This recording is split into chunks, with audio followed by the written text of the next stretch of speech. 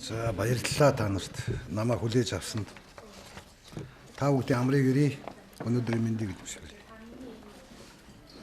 За энэ хүмүүст их баярлж байна. Ийм энэ айгуу гоё нэртэй удам нөлөөлөх мэрэгдийн хуралдаа. Удамаа төлөөлөх мэрэгдийн хуралдаа гэдэг нэг ийм урд дараа нь нэр хаяга гоё болгох юм байгаа биз. Өшөө утгатаа жигүүрлэг очтой болгох юм байгаа биз. За би нэг хитгэе үхэлчихье.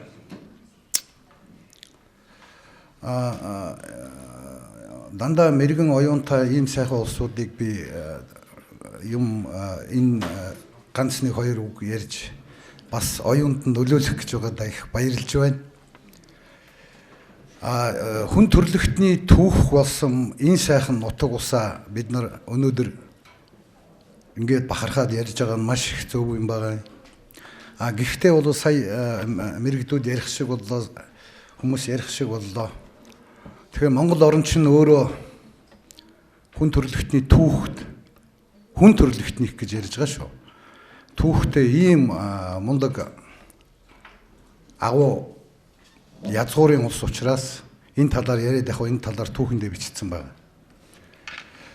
Гэхдээ энэ дээр бас нэг юм нэмээд хэлэхэд бидний өнөөдрийн өвгдийн маань гүн ухаан гэдэг маань маш мундаг ухаан байсан. Ягаад гэхээр дэлхийд нөгөө олон оймс хилээсэн хүмүүсээрээ одоо бид нар бахарах ёстой ийм ард түмэн дэлхийн улсууд хүн төрлөختний энэ улсууд дотроос бол Монгол гэдэг маань өөрөө маш их олон оймс хилээц одоо ах захаараа ярил одоо хүнлүүлэх ёстой улс юм байгаа шүү дээ уг нь.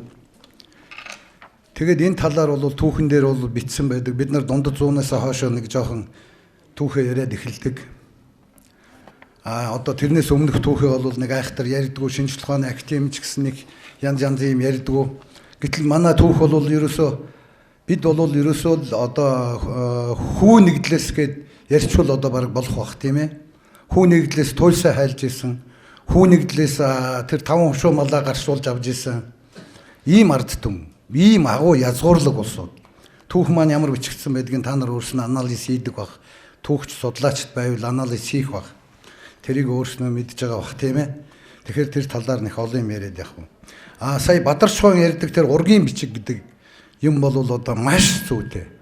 Энэ Монголын чинь хамгийн гайхамшигтай юм чинь энэ ургийн бичиг юм байгаа шүү дээ. Ёс зөв. Энэ бол ерөөсөө өв соёл, маш гайхамшигтай өв соёл.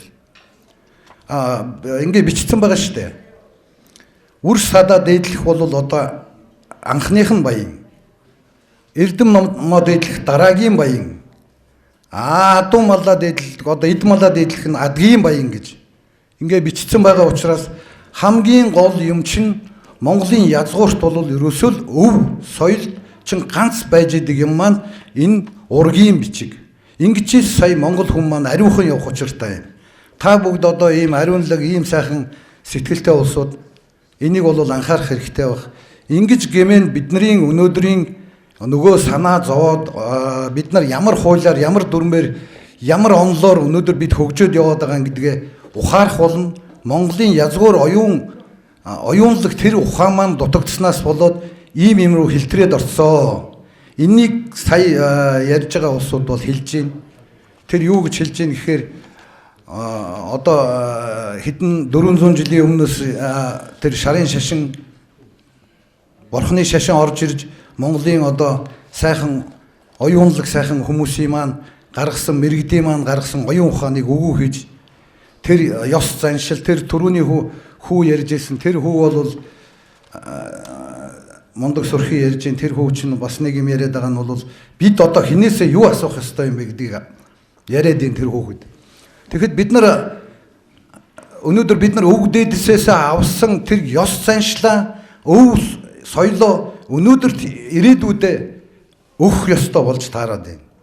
Тэгж гэмээр энэ оюун ухаан маань өөрөө ариусч ахиж бий болох тэр шашинлаг шинжилгээ ухааныг бид нар одоо ерөөсө мөрөөдөж ингэж сонголтыг хийж одоо янз бүрийн одоо би сая ингээд бодоо сууж хахад Монголыг Монголыг одоо энэ сонгуул одоо Монголын соруудыг сонгох гэдэг нь үү? Эсвэл Монголын сорогчдыг сонгох гэдэг нь үү гэдэг ийм дөрвөн мөрт орж ирж байна. Тэгэхээр бид өнөөдөр яг ийм ариуссан одоо энэ хүмүүсийг одоо энэ холбоо гэдэг маань энэ холбоо гэхүү оюуны юу гэдгийг энэ маань одоо маш боловсронгуй болгоод энэ дүрм янз бүрийн дүрмээ одоо Монголынхоо тэр гүн ухаанаас аваад Монголынхоо тэр язгуур соёлоос аваад тэр гадны дүрм биднэрт ерөөсө соёл гадны дүрм хууль ерөөсө биднэрт хэрэггүй.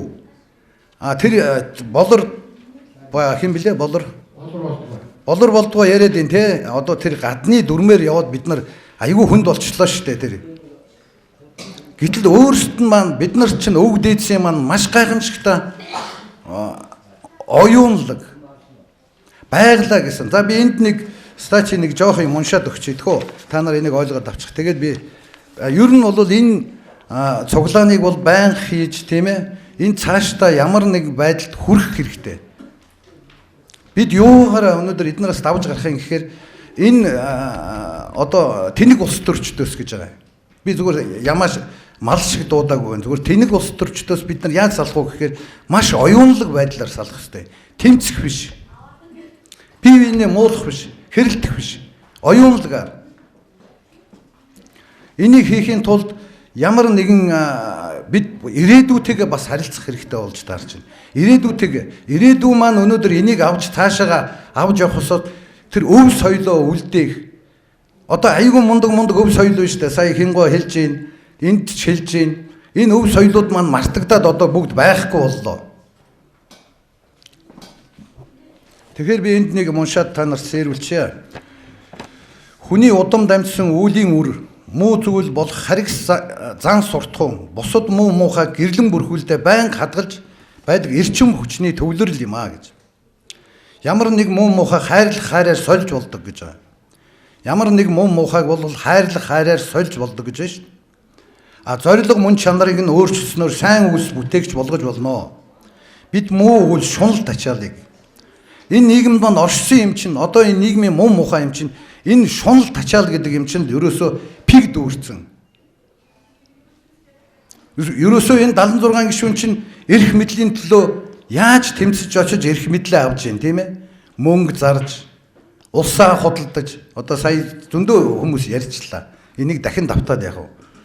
Энэ эрх мэдлийн төлөө тэмцэл маань юу харуулад ийм вэхээр цаана эрх мэдлээрээ дамжуулж нөгөө л олж авах ёстой юм маш их хэмжээгээр олж авах гэсэн ийм шунал тачаалууд явж байна.